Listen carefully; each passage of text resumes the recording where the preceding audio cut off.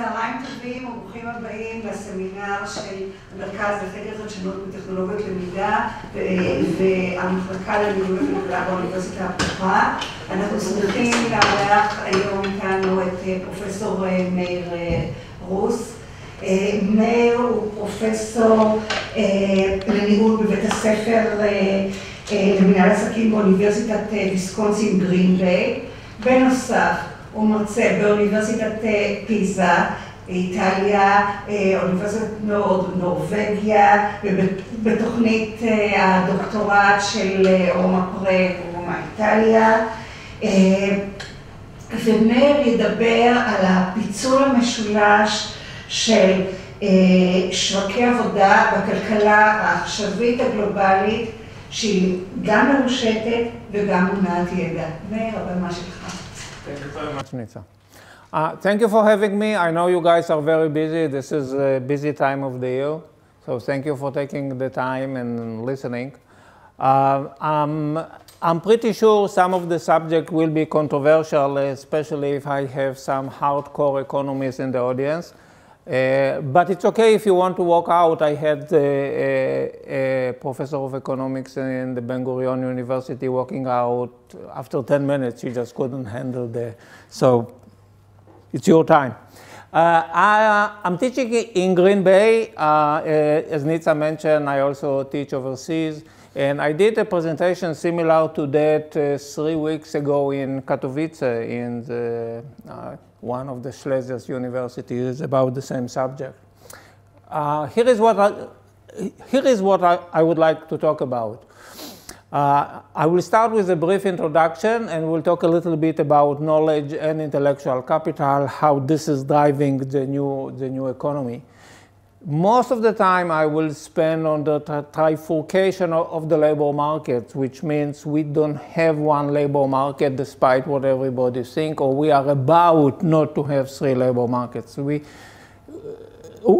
are going to have 3 labor markets, not one homogeneous labor market. And then I will talk a little bit about 2 different subjects that are important to me, and I think they are related. One is the definition of capital. I think in the knowledge-based, knowledge-driven economy, we need a new definition of capital. And I'm suggesting to define capital based on information and energy. And finally, really big question, human life issue of what I think should be driving the technology development, and we are not doing a good job about it. So this is kind of a rough description of the agenda. The new knowledge-driven network economy. From the inception, I hope you would agree with me that we live in a very unique period of time in the Homo sapiens history on the planet. If you look into the history of human on the planet, nothing in our past can help us in dealing with the future. And I will try to convince you that we live in a very unique time. And of course, this has an impact on the economy we live in. One indication of this is the acceleration of the pace of major revolutions in human history. We are the first human generation that will live through more than one major technological revolution in our lifetime, at least 2 or 3.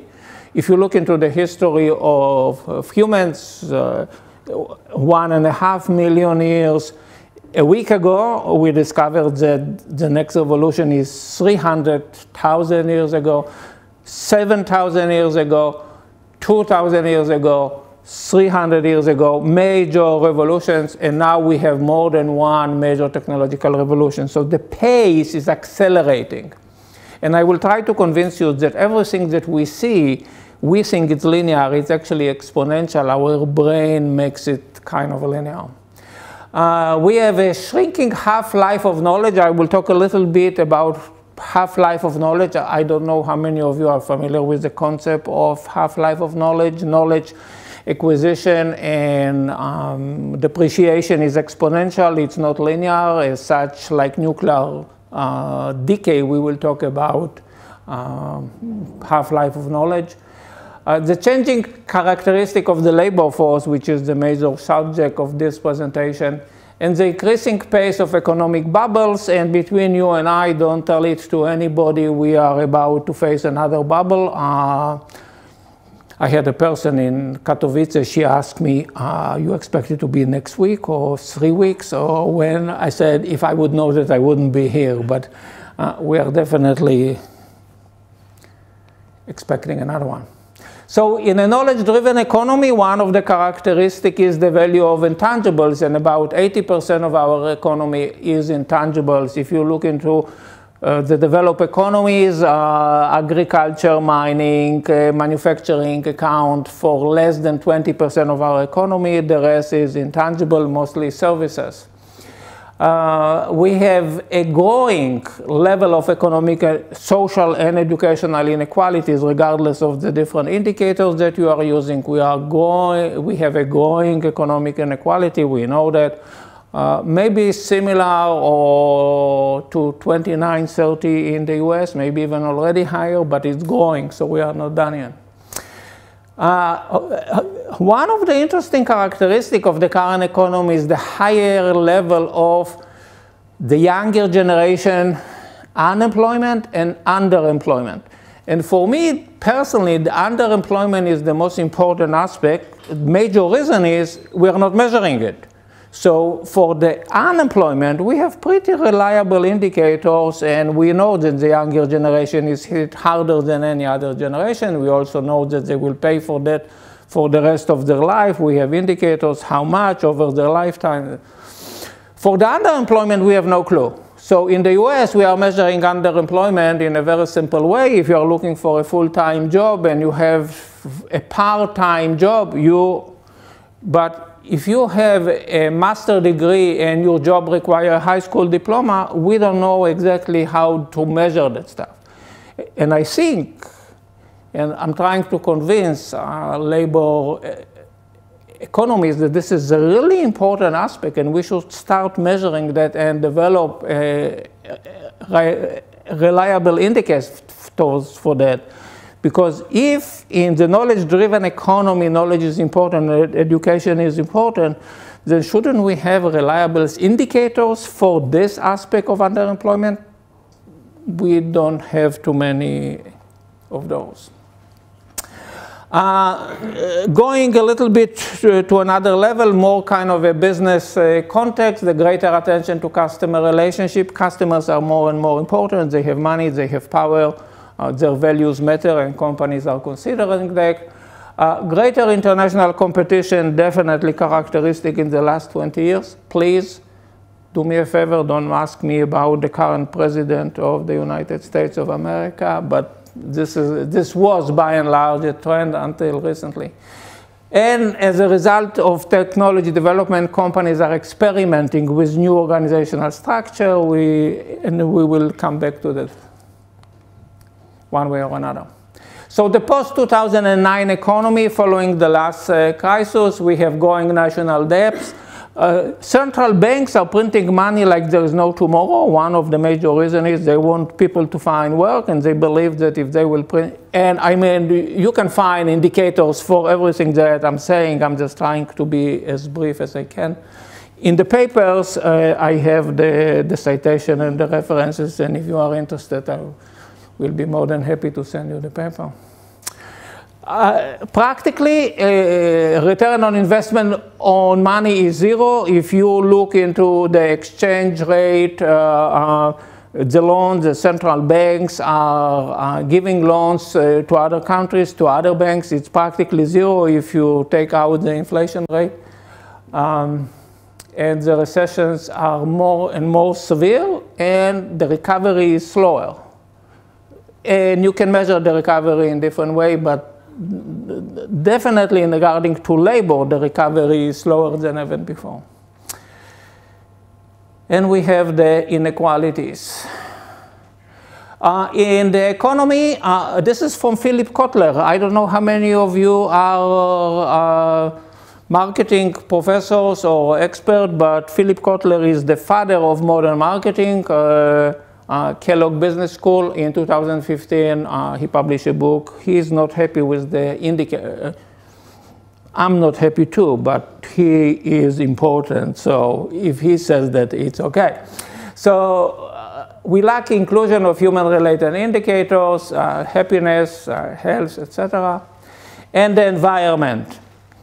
I will be in China in a few weeks, and the first word that people tell me when they hear that I'm going to China is, be sure that you have that stuff, because breathing is an issue. So air quality is a big issue.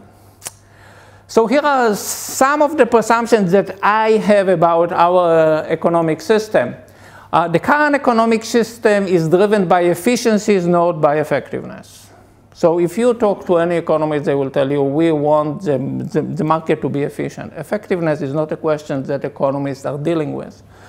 The current system, short-term horizon, no long-term, lack consideration of the following constraint: human capacity for information processing, and I will come back to Kurzweil and will tell you why this is important. Energy, we are assuming that the price of energy is conveying the true value of energy and the true cost of energy, and and I can send you to a guide that has a few books on that is trying to show, no, this is not the case. The markets are really not pricing energy correctly. Obviously, there is no morality in our market. Morality is not a question that markets are dealing with. And the environment, the consideration of the environment are not an issue. This is really a picture from China, from those villages that are recycling our electronics. I mean, if you want to be scared, just look at some of those pictures. So some postulations that I have about our economic system: markets are not neutral. So even if they are efficient, they are not neutral, meaning they are effective in regarding to some aspect, but not to others, and those are built into the legal constraints that are framing how markets operate. And we will come back to that. This sentence is probably the most difficult for economists to deal with. Economics is not hard science. Economics is not physics. It's a social study. Just because you can build models doesn't make it a science. I mean, and I think that we are at a period of time that we can make it hard science. And I will try to convince you that we are almost there, that we have the tools that should allow us to manage to understand economics as hard science. I'm pretty sure I will not shock you if I will tell you that money doesn't exist. There is no money. Money is just a social agreement that we have.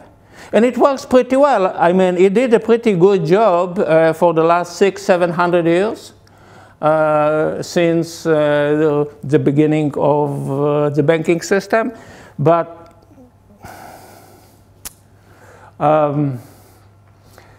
so we have some disadvantages that are built into the current fiat currency system that we have. And again, I'm repeating the issue of short-term, lack of build constraints in regarding to those four aspects.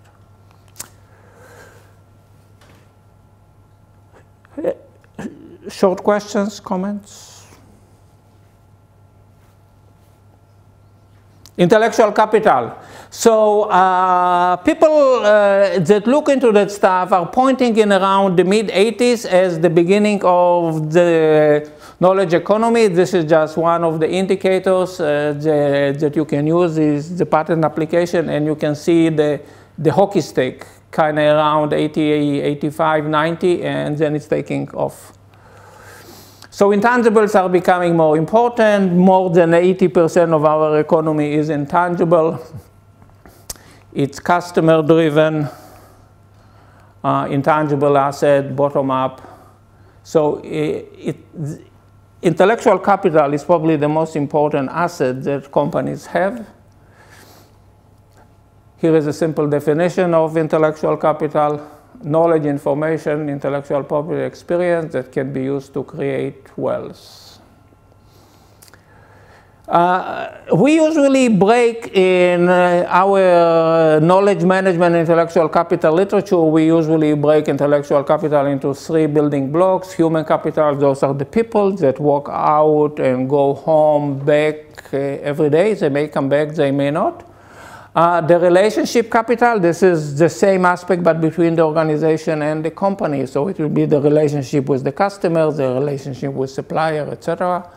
And then we have the structural or the organizational capital, and this is the capital that is intellectual, but it's owned and controlled by the company. Those will be manual processes, information system, etc. So this is knowledge that is embedded and owned by the company. So some characteristic of intangibles: excludability, meaning if I have a knowledge and I share it with you, you can use it too, which doesn't mean that I cannot use it, which is very different with, from a chair. But it's kind of a partial, because patent, for example, I can control who is using that or not, and I may exclude some people from using it.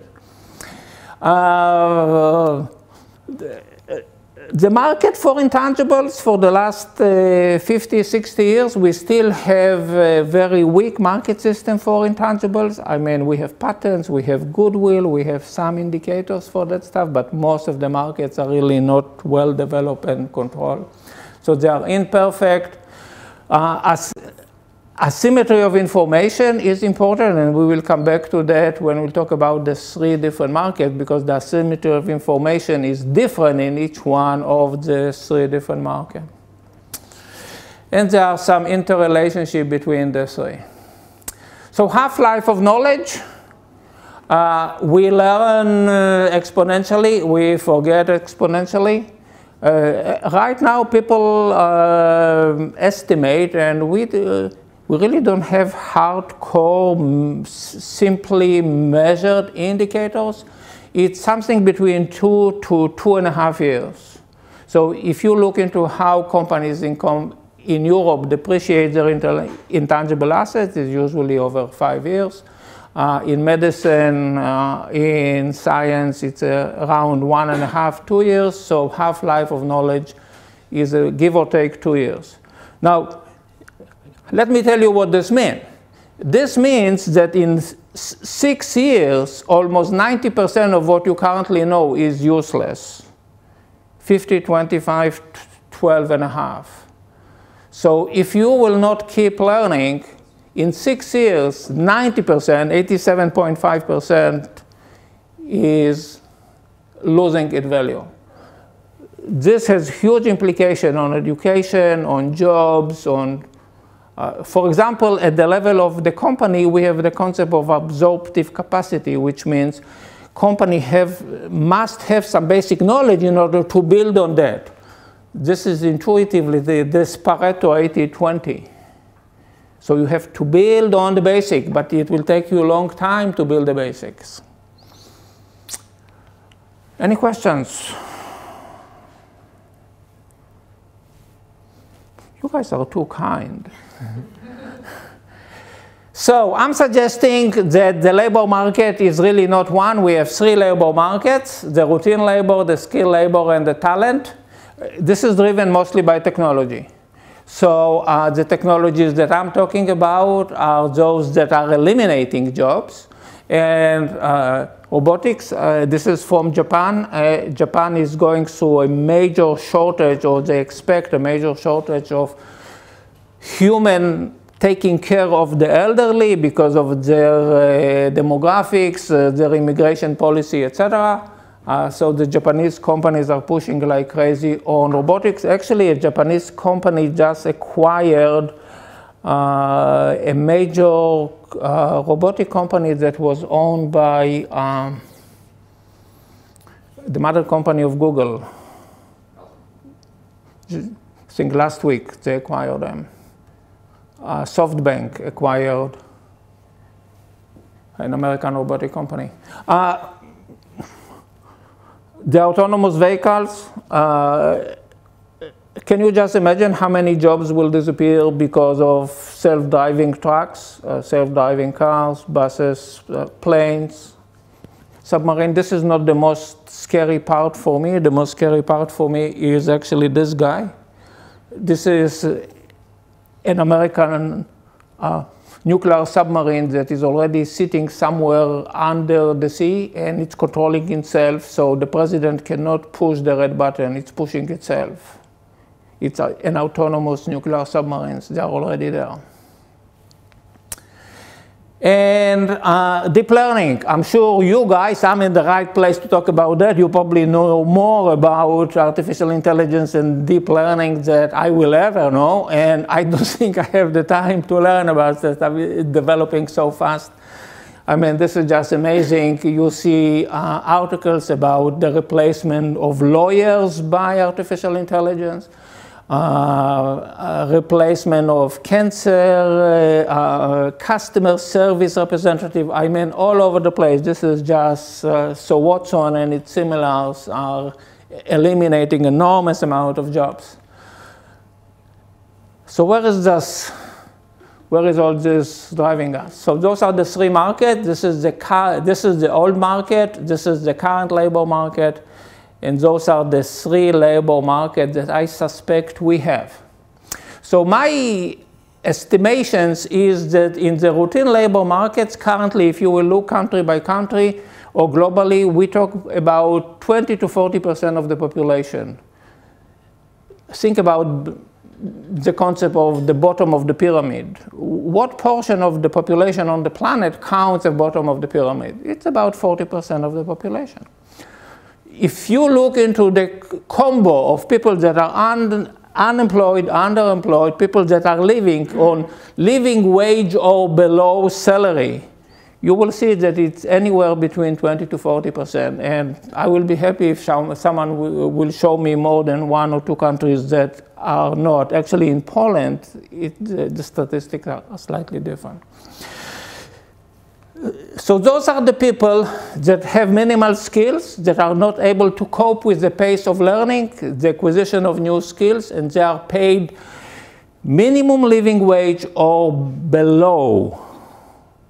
In the US, it's about 40%. Living wage is about $15 per hour. Minimum wage is now 7 and something, so it's about half of the living wage, which is part of the poverty trap. People have to work full 2 part-time jobs or more in order to make it through the day. The third one is the talent market. And the talent market, I think you guys are familiar with this guy. Yeah, Messi? Yeah. You may not know this guy. Yeah, he's our quarterback, Green Bay, Wisconsin. The Packers is one of the top American football team. His basic salary, I mean, the basic contract that he has, 5 years, $100 million. So when he wakes up in the morning and is going to work and he's doing that less than a third of the year, his payment is $20 million a year. There are no markets for that talent, and I will try to show you some economic characteristics, what makes this market very different from the other. So the traditional labor market that we talk about is the market that is left. So it's not the routine market, it's not the talent market, it's the skilled labor market, and it's shrinking. And if you want an indication for that, I mean, look into the shrinking middle class. This is the simplest, more intuitive indication that we have an issue in the skilled labor market.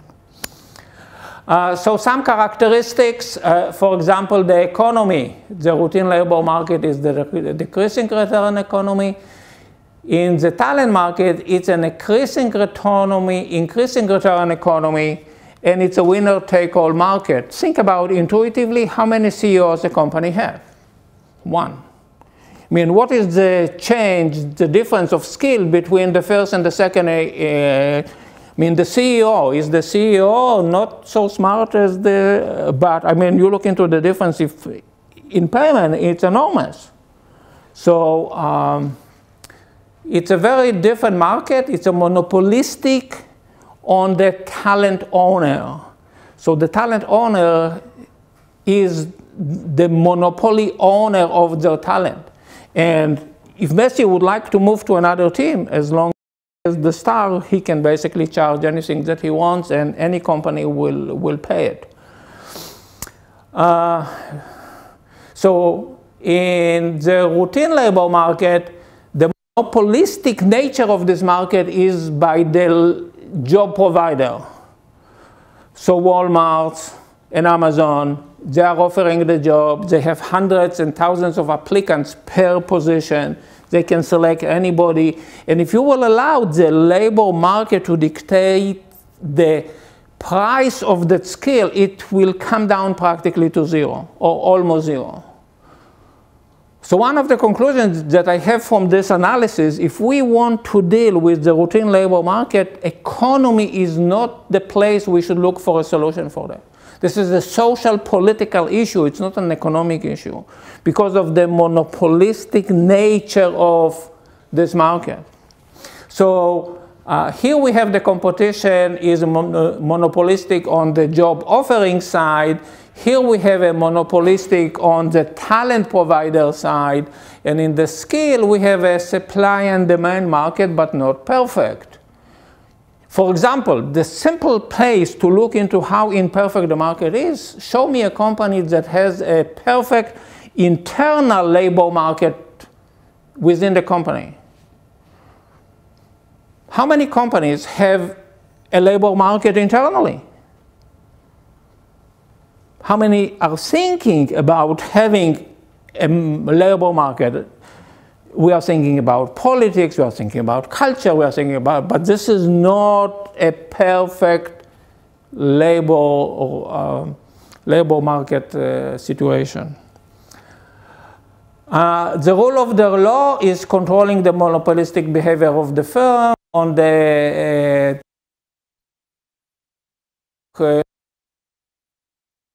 and in the skill it's here we have the minimum living wage, here we have the stars, and here we have the disappearing middle class. Those are some of the social norms that we have and regarding to each one of them.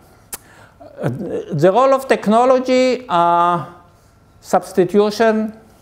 I mean, it's eliminating jobs like there is no tomorrow. The Central Bank of England predicted that in the next 5 years, 40% of the jobs will disappear because of technology. It's one of the first indications at the level of a country that I saw. On the talent end, the technology as a substitution is minimal, but definitely can be used as an interaction and complementary. And if you want to look into some more research, I will be happy to send you the paper with the references and citations, etc. The information asymmetry. There is no information asymmetry in the routine. I mean, Walmart and McDonald's own all the information that they need. The employee has no information whatsoever. There is a major, and some of that, and I think this might be an interesting area of study. I think some of the aspects of information asymmetry on the talent end are unknowable. So almost by definition, in the current state of what we know about creativity and innovation in human brain, we don't know what we don't know yet about that stuff. And it's not a bad thing if you think about deep learning. What else? Ideas per capita, minimal at best, very high, but in a very specific areas. Actually, I was talking to a lady that I work with in Ben-Gurion University about that. If we can find some indicators about, because I suspect that creativity is limited for the talent to a small number of dimensions, and the others are not so important because they are average at best. But what makes them unique makes them very unique. And because of the winner takes all nature of the market, they win and they keep to dominate. So it would be interesting if we can find some measurable indicators for that. Depreciation of human capital is minimal at the routine labor, significant here. We have some indicators here. The weight of human capital is less than 5%. In the routine labor, in the talent is more than 33% of the value of the company organization, and here it's somewhere in between. It's around 20%. This is the best estimation we have from other studies and my studies that we looked into that. We have a different function. For example, in the talent market, money is not a problem. Money is not an issue. What is really an important issue is the ideas. So labor is not a factor here. Money is an issue. People are an issue, but ideas are the most important. Here, ideas don't play any role in the production function. It's all routine. And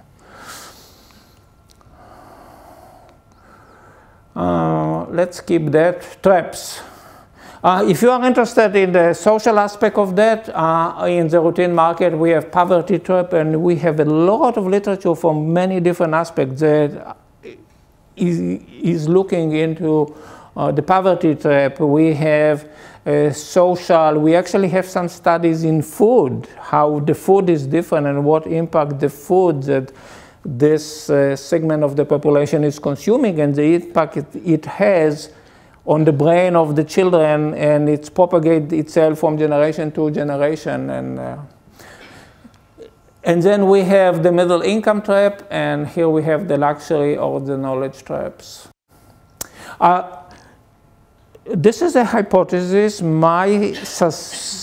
I suspect that one of the reasons that we are not finding evidence of that is because we are assuming that the same statistical analysis will work for all the markets.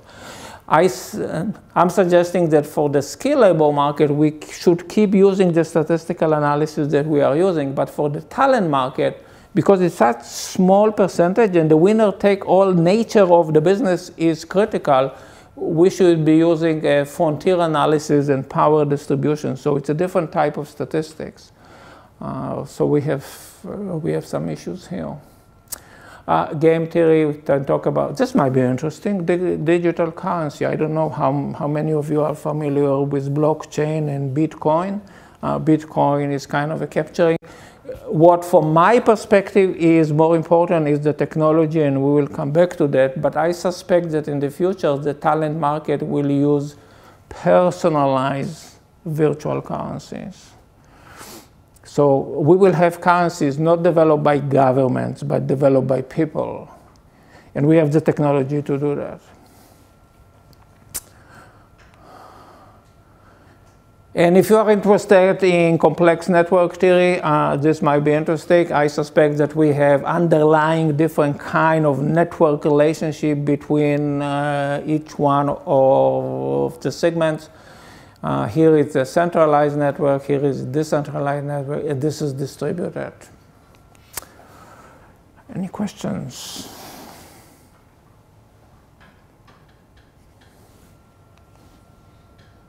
Human capital. When I started to work on that, right now I have my fourth book on human capital. When I started to look into that, I found that there is no one accepted definition. Every scientific area is defining the economies, and the organizational science and sociologists are defining human capital in a different way. But we basically have an agreement what it is about. It's about the training and the knowledge that the employees and the people have when they are doing their job. So I identify 3 challenges and 4 dilemmas. There is an accounting dilemma, monetization dilemma, which is really important.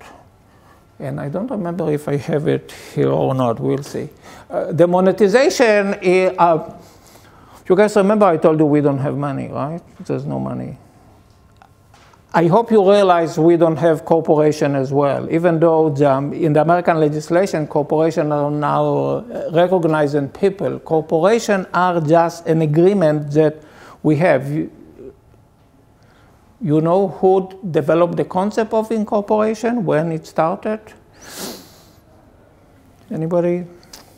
17th century, the Dutch and the British, they invented incorporation. Why? Because they wanted to send ships over the seas, and nobody could, few people other than the king could finance that stuff. So they invented the incorporation. We take organization and corporation as given we don't have a similar concept for intellectual asset. So incorporation works very well for the tangible market, for the intangibles. So we have an issue of monetization. How many of you can incorporate yourself as a company based on the knowledge that you have? What is it talking about? Right? We don't have this organizational form yet. So we have an issue, especially if you realize that 80% of our assets are intangibles.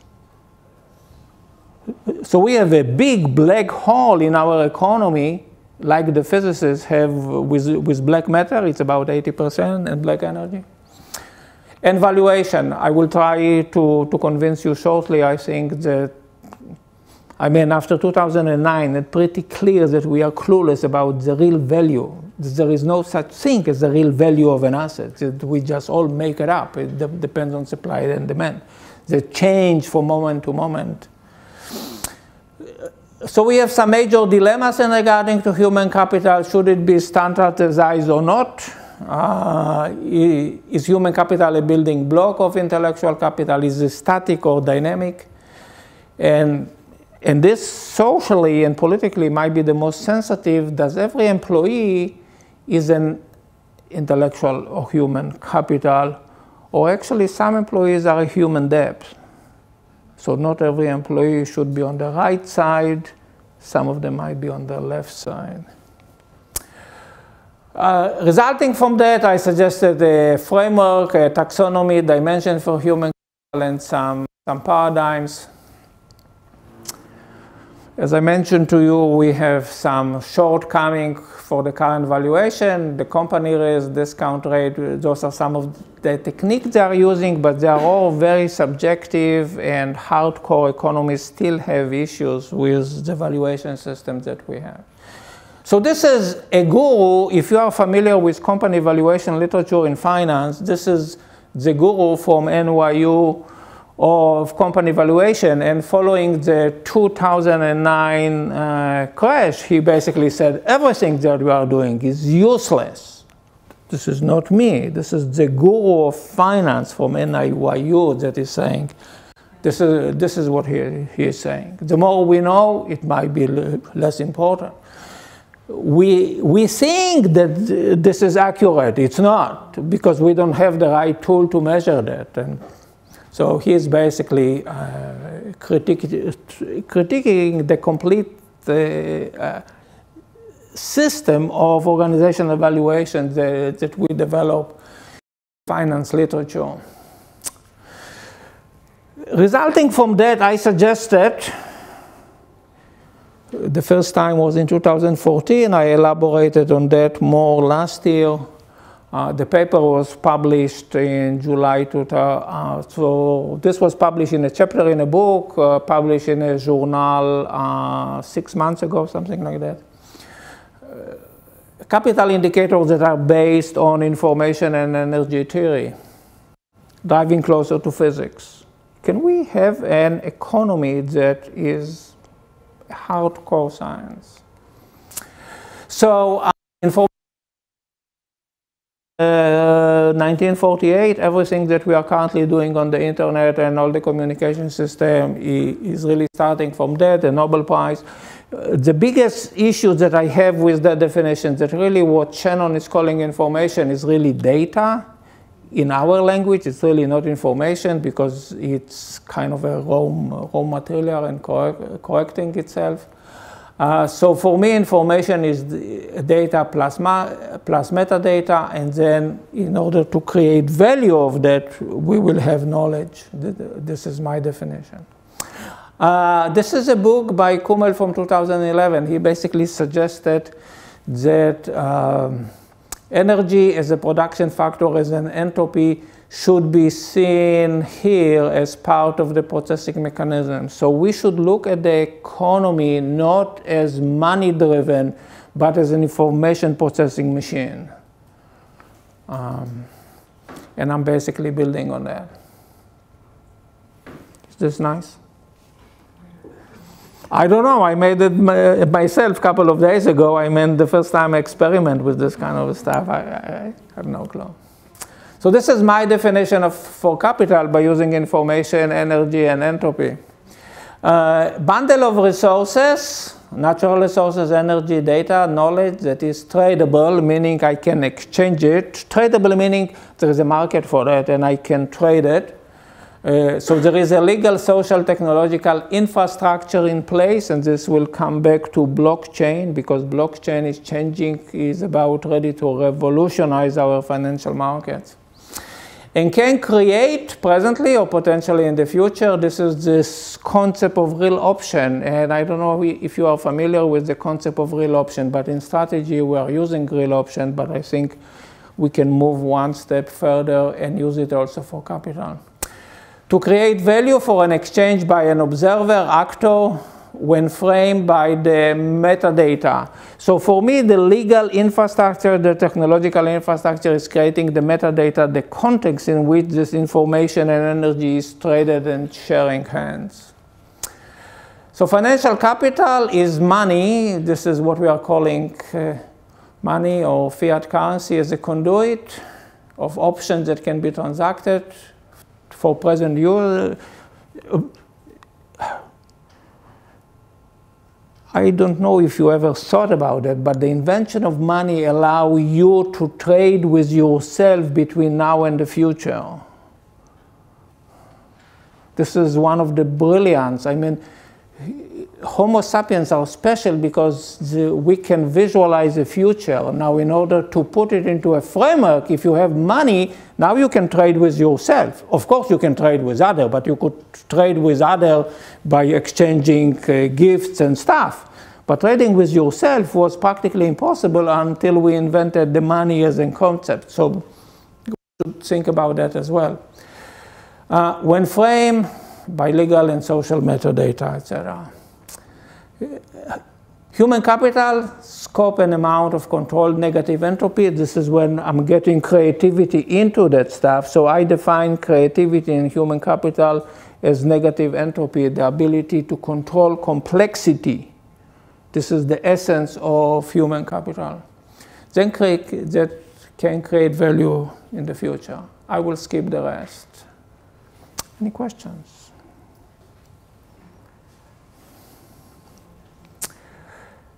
Kurzweil, 2005. You guys familiar with that? Singularity is near. This is the important point. 2005, I think he is now adding another 5 or 10 years to that, but basically by 2045, the pace of change in the environment will overcome our processing ability of the brain to cope with the change, which means that each one of us will need an enhancer for the brain to deal with our environment. This is what this means. We will not be able to deal with the pace of change unless we will have help. And we already have help. I mean, the computer is help, the cell phone is help. I mean, all those are help, but there is more help on its way, and I will show you some evidence. So you are all familiar with social media, Internet of Things. So I mean, I saw it last week. I think in 5 or 10 years, the prediction is that the things will exchange more data than human on Internet of Things. There will be more data exchange between things. So the story that I like to tell my students is, you don't have to worry driving back home, because your Frigidaire will tell your car where to stop to buy milk, because you will have no milk for tomorrow morning. So the car will tell you that it's driving you to a store and buying for you that stuff, and it will be outloaded because we already have shops that require no employees whatsoever. So you will just sit in a car and the car will drive through the shop will give you the milk, that will charge your credit card. You will not do anything.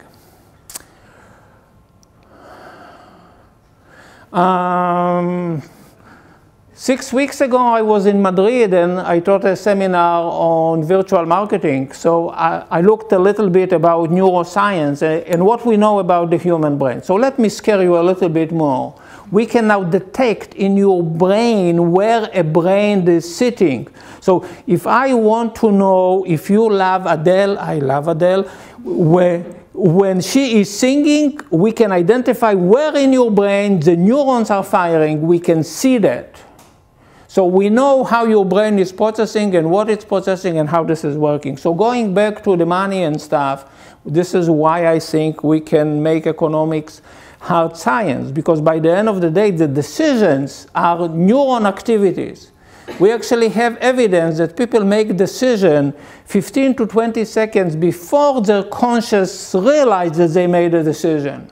And there are some studies about intervention in people's decision making when you go between the points that the brain indicating that you made a decision, but you are not consciously aware of that, and you change the information, what impact this have on the decisions that you actually make. This is how scary the study of the brain neuroscience is. This is amazing. This is the technology that was developed as a result of the Iraq and Afghanistan war. We had thousands of soldiers coming back, amputated, no hands, no legs.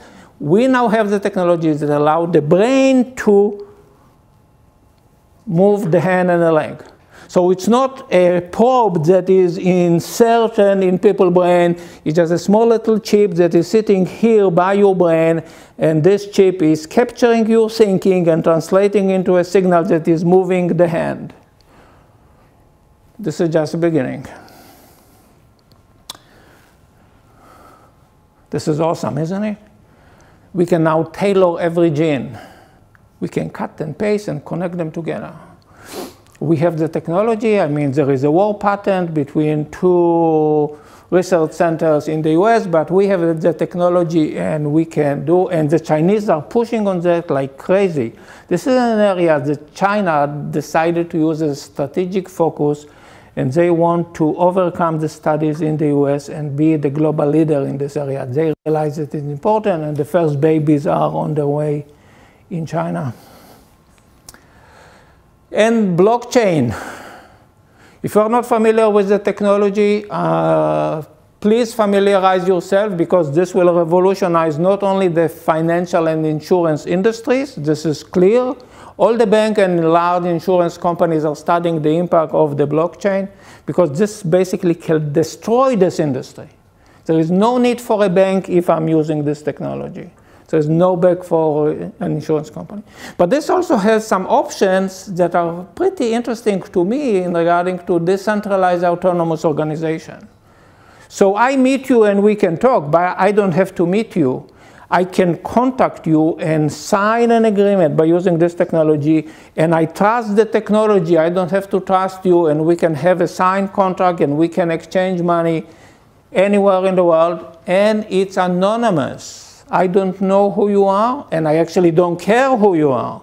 The only thing that I want to know is that I will get what I want, and then I will pay you back, etc. So we can revolutionize the social organizational side of how we conduct business, how we run governments, etc., etc. So this is Homo technologicus. Right now, technology is driving, and Homo technologicus is not just a simple combination of human and technology. This concept was developed by an Italian and French in 2001, 2005. And I'm suggesting a different concept that will drive human evolution, and this is Homo sustainabilicus, and this is more driven by the values and norms that will suggest how we can develop the technology. So this is the definition of Homo technologicus, a symbiotic creature of which biology and technology intimately interact. So that the results are not simply plus, but rather Homo sapiens transformed by technology. Remember 2045? This is a response to that. This is the only way that human will survive and can deal with the pace of change. As a result, I mean, as one indication of that, Denmark a few months ago decided to send an ambassador to the Silicon Valley. This is a country sending an ambassador to a cluster of industries. This is from this week. This is from, I mean, every day I can update my presentation and add something, and this is what I did yesterday and 2 days ago. So this is from yesterday. Actually, this is the concept of digital nation. I mean, Estonia is a global leader in regarding to that. They are moving all their government into the virtual digital environment. Everything is there, and how to build it and how to do this. But their previous president is now pushing that and suggesting that other nations should use this form of organization for the government. So it's not only business that is changing its nature, it's also the third sector that is responding to that. You guys know him, right?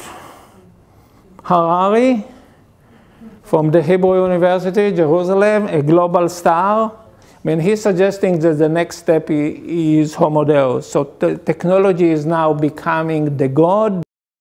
How this is working and stuff, if you have interest in that, read his latest book.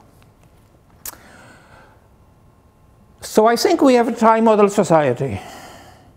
And this is from an open letter that I sent to the head of the IMF suggesting the new money. If we have 3 labor markets and we have 3 social traps, we don't have a have and the have-nots. We don't have and have-nots. We have the have none, we have the had some, and have a lot. And they don't live in the same space. I mean, if you want to see an indication of that, 2 days ago, the internet for the rich is now about to be launched. So the internet that we take for granted and was open and is open to everybody is now beginning to separate itself, and the haves or haves a lot will be able to control the internet and avoid some of the limitation. They can own the infrastructure. I mean, they own already some government. I mean, who do you think is my president? I mean, in another lecture I have, following the current president, my PowerPoint is Mark Zuckerberg. Is Mark Zuckerberg going to be our next president? So can money and technology buy presidency? If we have a tri-model society, this might be a reality we are facing. Simple definition of sustainability. Here is my definition of Homo sustainabilicus. So this is really technology that is driven by values and morals. So instead of technology framing the environment we are living in, our values and morals should frame what the technology and what should not the technology do.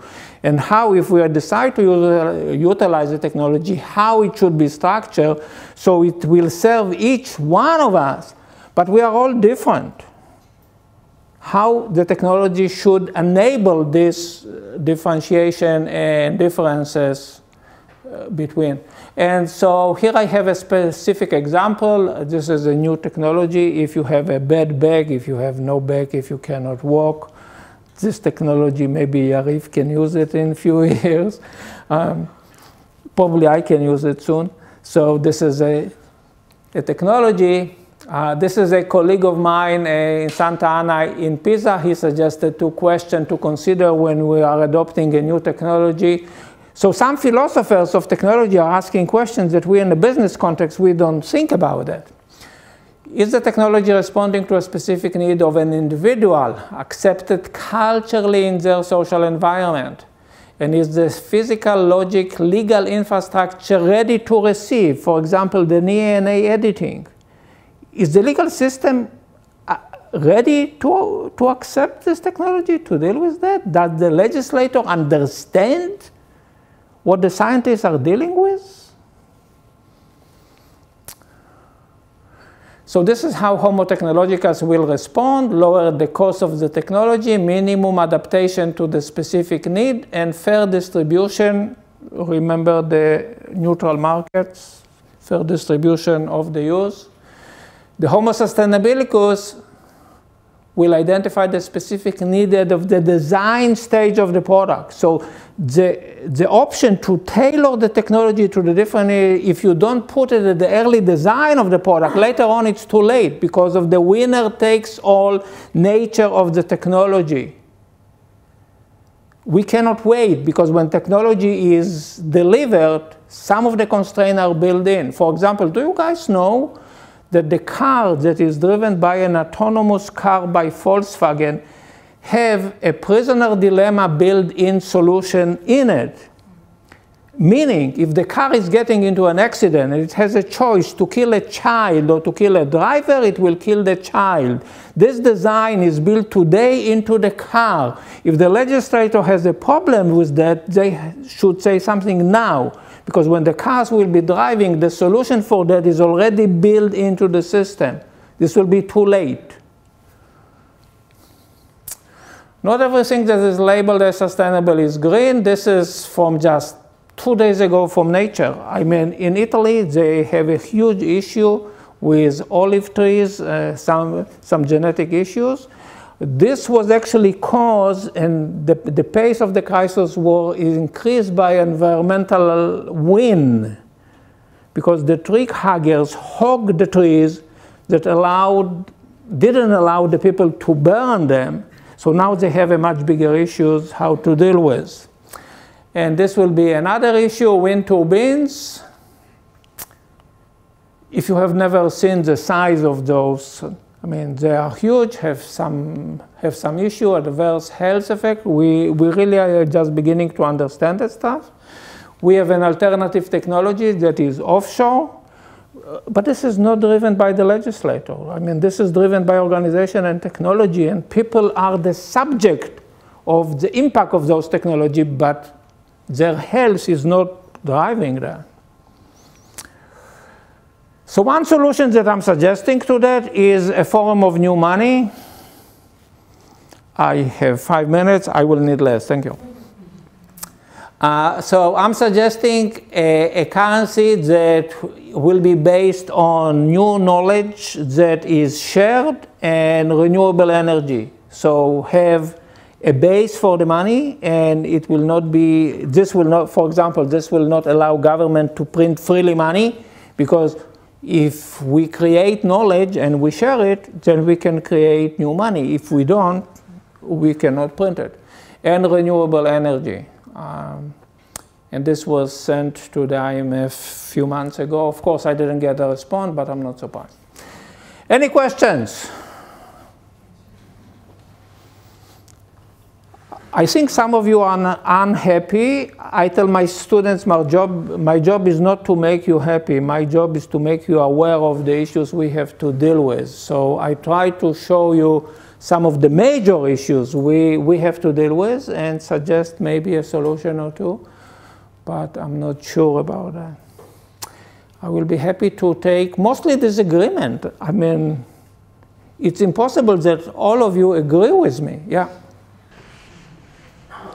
Please, I'm going back to your typology of 3 types of, Yes. of labor markets, and I would like to ask if there is a possibility that the 3 types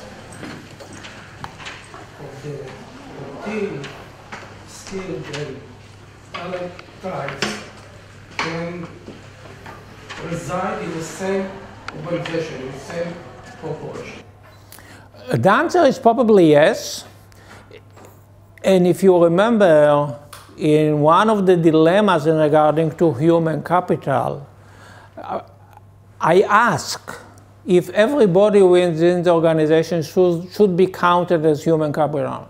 So if I take your idea about we can have the 3 different markets within an organization, my answer will be intuitively probably yes. Of course, this will have now implication regarding to, okay, so how I can put them in a book. And how for example, you can look into Walmart, how Walmart is treating its employees in a store versus how Walmart is treating its marketing and information system executive at the headquarters. Obviously not in the same way. So intuitively, Walmart answer is, they are very different. I treat them differently. I mean, I can replace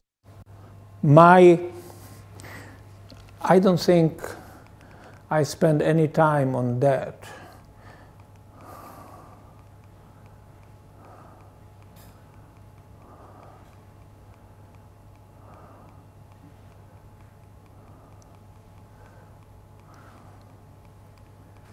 Here. This is a no employees store of Amazon. They just few weeks ago, maybe more, they launched few experimental stores in the Seattle areas. They have no employees on the floor. They have small number of employees behind that stuff. Intuitively, if you will ask me why Walmart can treat its employees like no human capital, is because they see the future of their store structured around the use of this technology. They don't need employees. They do need high-level smart executives at the headquarters. It's a long answer to say yes, I think it can happen. You're welcome. Meir, how about mobility between the three markets? Very good question. If you look, we have pretty good social indicators about social mobilities, and you can look that over the years, the social mobility declines everywhere. So there is still a mobility, it's still a possibility there is a possibility to get out of the poverty trap, but it's getting more and more difficult. There is still possibility to get out of the middle class trap into the talent trap, but it's declining. And the indicators that I'm using check the social mobility indicators in different countries. And you will see that they are declining over the last few decades. Any other questions? סתם שאלה ובעברית, מעולה. Please. גם מהחדשות האחרונות שצ'ק פוינט עשו איזשהו סוג של חידה כדי לגייס אנשים מאוד מאוד טאלנטד בתחום של הסייבר סקיוריטי. ולאיפה אתה משייך את אותם אנשים? הם הרי הולכים להרוויח הון, סוג של אנשים, לא דווקא הם, אבל סוג של אנשים כאלה. מצד שני זה נשמע לי כמו סקיל, ולא טאלנטד, אבל מה אתה אומר? I think they are recruiting for here, hoping for here. So if you look into Checkpoint, I mean Checkpoint is not the first one. If you look into Google, Amazon currently have internship to high school students, undergraduate students. They pay them $millions. If they hire them, they pay them $millions for the first year. I mean, crazy salaries. They basically tell a kid who is 16 years old, you don't have to finish the university in order for us to hire you. You are way too smart, don't waste your time in a high school. So they are hiring them for this, hoping that some of them will be the future Bill Gates and Steve Jobs. And they know the probabilities are small, but they want to control them. So really what they are doing, they are buying an option for their human capital. Remember real options, the discussions that I had, how we are not using real option in human capital? So one of the things that you can look at what those organizations are doing. By hiring those people, they are buying an option for the future talent. They are paying for the skill, but they are looking for the, yeah. It might seem that they are avoiding any future competition by buying these skills. Correct. Yeah, this will be another strategic reason why they would do that, because they will control it, which means this is the, remember the complex exclusability issue of intellectual asset? So if I control an employee, someone else cannot own him. Or him develop his own startup or his own... Correct. And probably kids that will be working at a younger age won't develop any social skills allowing them to create their own companies, and they will be dependent in these environments until, you know, as a personality trait. This could be. I don't think we really know enough about it. Let me give you an indication. I think I told you I was in Katowice, and I talked to a lady in Poland. I talked to a lady. She's doing studies in high school kids about their social behavior in a virtual and physical environment. And when she started to do the study, the kids didn't understand what she's talking about. She couldn't understand what is it that they don't understand. It took her a while to realize that for the kids, there is no virtual reality and real reality. Everything is virtual reality. Just some part of that are physical behavior. So the younger generation have very different set of skill, and their adaptation to the virtual environment is something that we are just beginning on the scientific side, beginning to understand and learn. The short of that is they don't separate between physical reality and virtual reality. Everything is one reality, the same. So yeah. Please. Poland, as you said, is one of the last economies that is still not dissected into these three sectors. Yes. What would you suggest for their government, not going this road that they see? So, for example, you can look into the Scandinavian countries and see how they are dealing with that. I mean, they were dealing with that 20, 15, 30 years ago already. I remember I didn't tell you guys, until 89, I was a member of Kibbutz Eyal. And as a member of Kibbutz Eyal, I went on a business trip to Holland. This was 84, 85. And we met a colleague of us, and she never worked. But the Dutch government had a social network that said, you don't have to work in order to have the minimum. We find a way. So we have some models, but the government has to realize that this is a social, political, educational issue that has economic aspect, but this is not an economic issue. You cannot use economic tools to solve the problem. Economics must be part of the solution, but cannot frame the solution. You have to frame the solution as a social and political issue. The economy will not help it. The economy, if I'm correct, the economy will take it practically to zero. So we have 20, 40 and growing part of the population that basically has no income. You have to be extremely naive and stupid and not learn from history anything in order to assume that those people will go down freely and easily and nicely. This is not going to happen.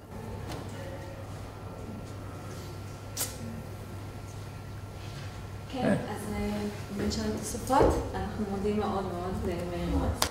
Thank you for having me.